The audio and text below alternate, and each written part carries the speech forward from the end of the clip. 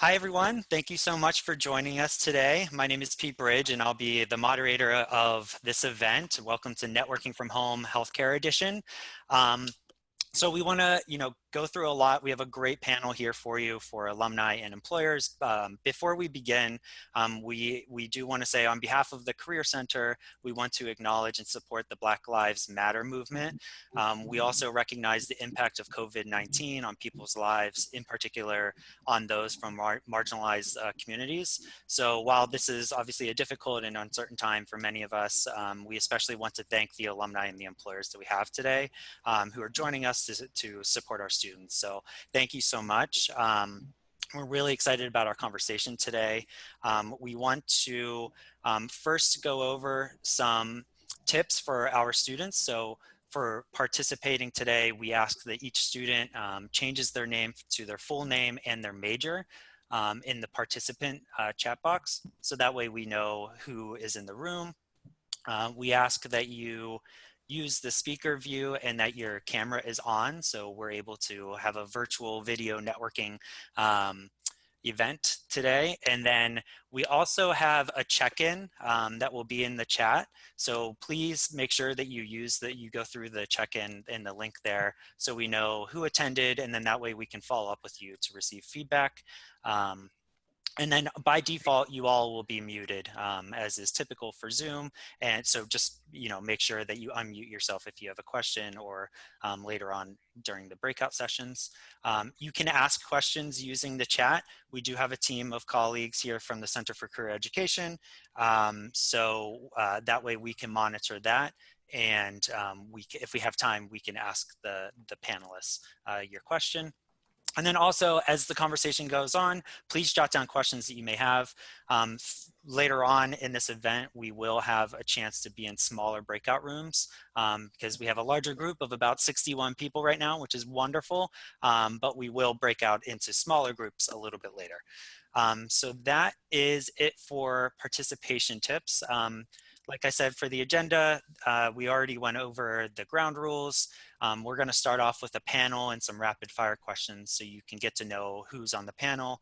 And then we'll separate into the breakout rooms for smaller group discussions around specific topics. And then we'll come back to a larger group again, just to regroup and close out the event. So I want to move forward and say again, thank you so much to our guests.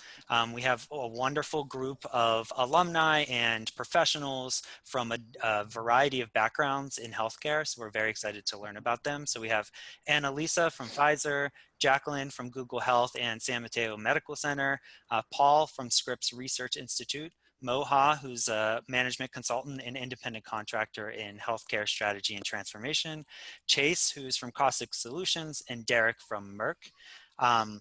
So again, like I said, you can see we have a very diverse representation of the healthcare field. So we want to start off with the first piece of introductions. If we could have each panelist go in under a minute or so, please just tell us about yourself and give us a glimpse into your career journey and how you ended up in your current position. So if we could start with Annalisa, if that's okay. That's fine, thank you. And thank you for inviting me to this event. So my name's Annalisa Anderson, and I'm the Chief Scientific Officer for bacterial vaccines at Pfizer. I also have a secondary role, which is the Chief Scientific Officer for our infectious disease unit. And because of that, my current role is I'm still working on bacterial vaccines, but I'm also leading a COVID antiviral effort as well, which is very, very full-time at the moment, but very interesting. We also have people working on the vaccine as well in my organization, so I'm kind of seeing everything from breadth to breadth as things are going. So as far as my role, I'm responsible for our early vaccine portfolio in the bacterial space. So we're developing vaccines against many different infectious diseases, and I'm involved in the initial conception of how you actually develop a vaccine, and then we make the vaccine and then we test it clinically. So I get to see the end-to-end pieces. One of my favorite parts is when we work out how to assess proof of concept in the clinic, which is where we work out what are the biomarkers that you need to see to be able to have confidence that we can invest in a vaccine to do large phase 3 clinical studies. Regarding my career journey, I am not from Columbia. I actually trained in the UK. I did an undergraduate degree, followed by 2 postdoctoral fellowships. And then my first job was actually in New Jersey at Merck, where I went to work on natural products drug discovery. And after 2 years, moved over to vaccines. I would say I've probably been promoted every 4 to 5 years, which in my industry is quite normal. In many industries, it's not. You get promoted every year. And so I've worked my way up from senior scientist to vice president in about 23 years. So it sounds like a long time, but it's gone very, very quickly because it's very interesting and diverse in what I have the opportunity to do. Thanks so much, Annalisa. No worries that you're not from Columbia. We won't hold that against you. Thank you for joining. Next, Jacqueline. Hi, my name is Jacqueline Shrivati. When I was at Columbia as an undergrad, my maiden name was Barris. So you might find my handle is JDB171, and that's why. I was an English literature major at Columbia, but pre-med, and incredibly indebted to the advisors, the pre-med advisors at Columbia, because they recommended that we, explore other things besides science while we were there in college. So I'm very grateful for that. I went to Stanford afterwards for medical school and everything else, and stayed for a good 11, 12 years as a general cardiologist. And I was planning on doing a role, academic research, research, and a lot happened than one but I decided to go to tech. I happen to live there. It's easy, but I had the last 3 years at a startup, an EKG startup, a consumer health startup, as chief medical officer, and now I am a research scientist at Google Health. I spend a lot of my time working with engineers and other non-clinicians to develop products that can scale, that offer value to patients and consumers. And I feel like I'm at the very beginning of my career, although I'm in my late 30s, so something to keep it in the back of your mind. I graduated at 34, so medicine has been fantastic, and I'm still practicing weekly, but it definitely kind of delays things in terms of your professional development. So happy to talk about that later as well. And nice to meet all of you. Great, thanks so much, Jacqueline. Next, Paul. Sure. Hello, everyone. My name is Paul Cagnata. I am the graduate program manager at the Scripps Research Institute. I'm actually here representing the graduate program at Scripps Research, not HR or job side of things. So I'm actually here to discuss the pursuit of a PhD in biomedical sciences and research. For those of you who are interested in a healthcare-related research career, what it entails, how to prepare for it, and what you can do after obtaining the PhD, such as working with and for these fine folks here today as well. I'd like to note that I'm not a scientist or a researcher. I don't have a biomedical science background, so I won't be talking about my own professional journey. Though briefly, I'll just mention that I've always worked in higher education administration.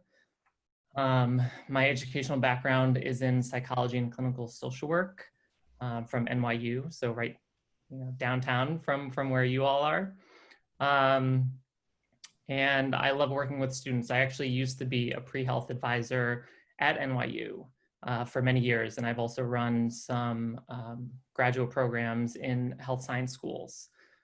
So like I said before, I now oversee the graduate program at Scripps Research, which includes advising, registration, all types of student affairs, academic affairs, and faculty affairs. So I'm at all stages of the students' time with us. So with that, I'll stop there, and I'm happy to talk more in the smaller groups.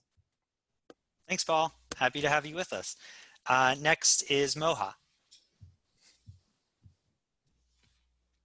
Hello, everybody, and I'm very happy to be here. Thank you for the invitation. My name is Moha Desai, and I've dedicated my entire career to transforming the health industry one client at a time. For over 16 years, I was at large multinational management consulting firms. Happy to speak on that further for any of those folks interested.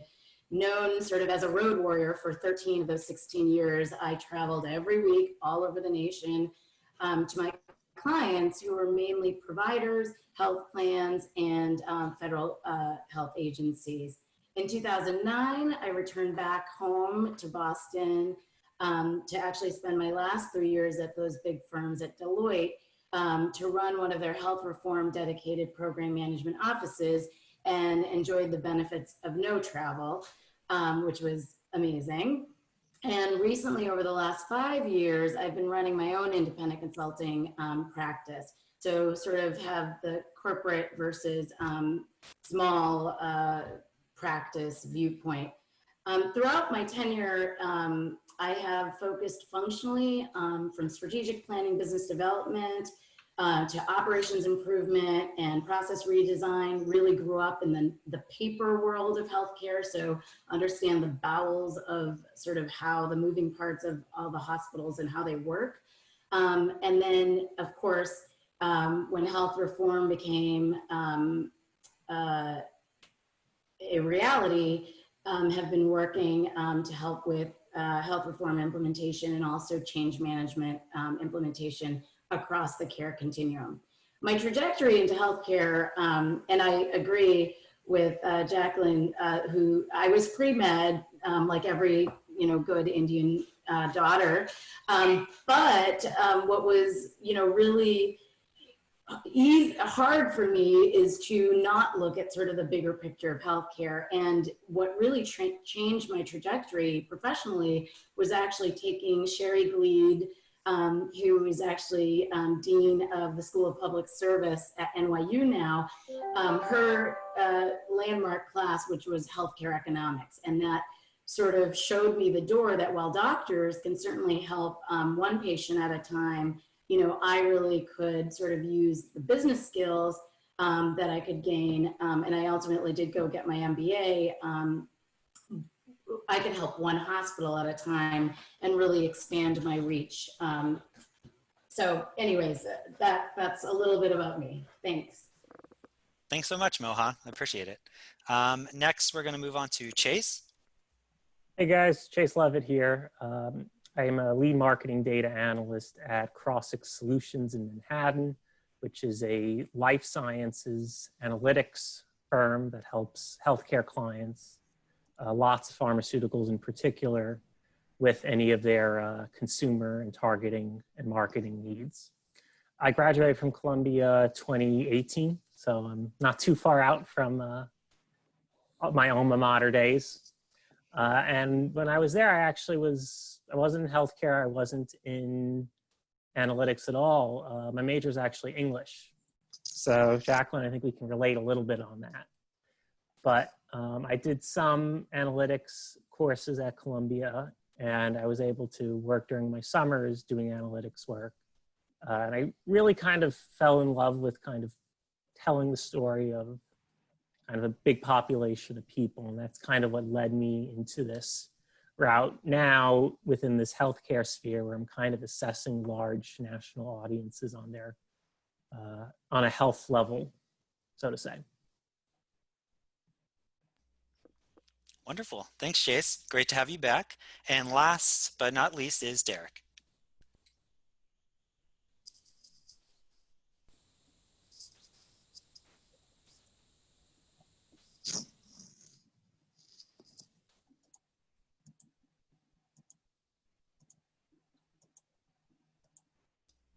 Do we still have Derek here? Hello, can you hear me? Yes.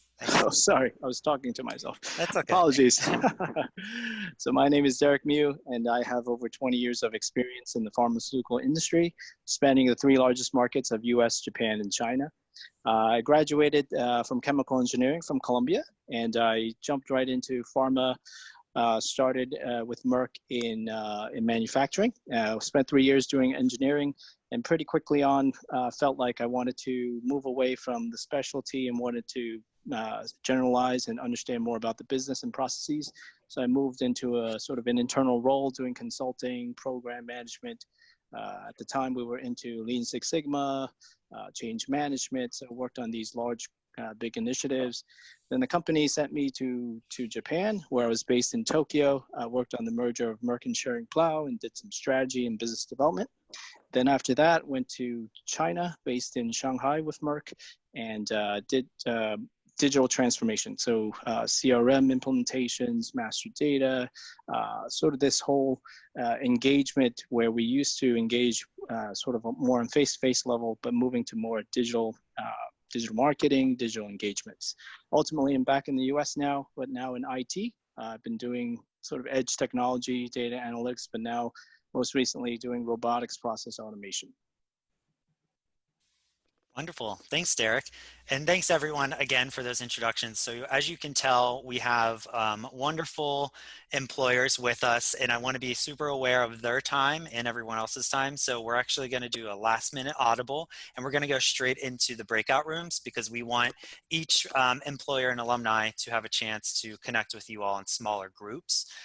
So how this is going to work for everyone, we're going to have 3 different rounds. The first round, we're going to focus on exploration and why they chose their disciplines in healthcare and what that looked like. Second round will be networking, and then third round will be culture. So I think everyone at this point is probably pretty familiar with breakout rooms, but we have a whole production team on the back end here working the magic. So you're just going to get an invite for a breakout room, and you'll get a 1-minute warning for everyone once the 15 minutes is up for each round. So again, this is a great chance to connect with the employers on a smaller group scale. So feel free to ask them questions about their disciplines and how they got into the industry, but we also have these topics that you can address as well, okay?